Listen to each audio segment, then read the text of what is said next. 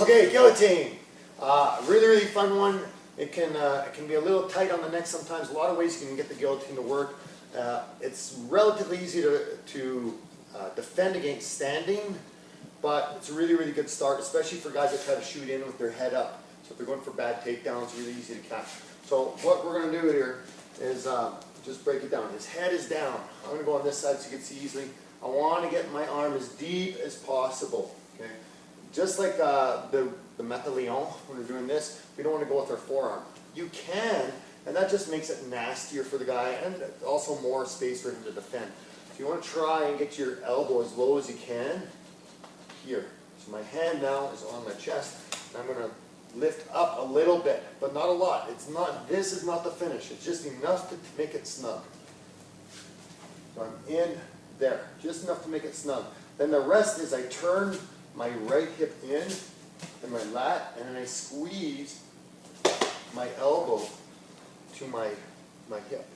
Okay, so you can just grab your hand, however you want to grab your hands together. If you like this is what I prefer. Sometimes this, sometimes I go with one hand. It's taking some practice to get to do that. Two hands, you get chokes like this, whatever it is. But for right now, for a basic choke, here and here, or fist and grab. Now when they call it a guillotine, you think the chancery, the French guillotine, right? The blade, it drops down. It's not a very accurate description of how to do this choke. When you think about it, a lot of people do this, and it does kind of look like it would be that guillotine motion, because here's the blade, cuts the guy's head up. But what we're looking for is not this. I want to choke the carotid arteries out more than the windpipe itself. So I bring my elbow to my hip. So what we're getting is more like a hedge clipper or like a cigar cutter. It's just going to clip this way. This is going to make the choke much tighter, and I'll use less energy. This isn't a very strong position for me. If I go to the gym and do upright rows, you don't work out very much, or don't need much weight to get a workout. Whereas this is a much stronger motion. I bring my elbow to my hip. The closer I get to my hip, the stronger I get. Whereas here, the more my elbow goes away from my hip, the weaker I get.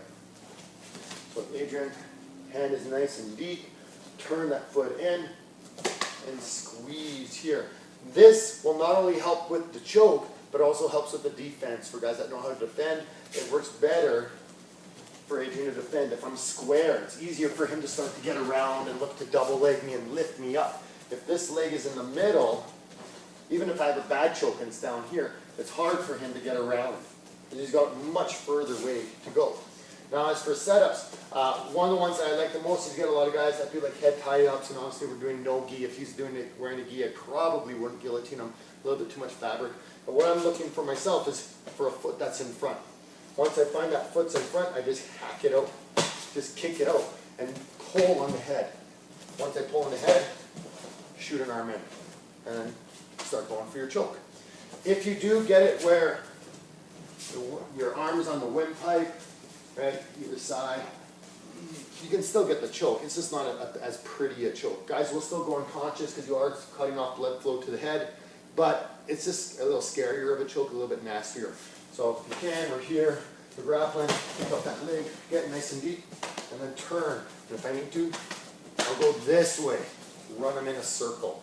Okay, that's going to get the choke to last much better. He'll have a harder time defending than if I do this and try to lift him off the floor, especially if he's taller than you. If he's taller than you, this doesn't really work very well. You have to do it this way. Okay? Have fun, guys.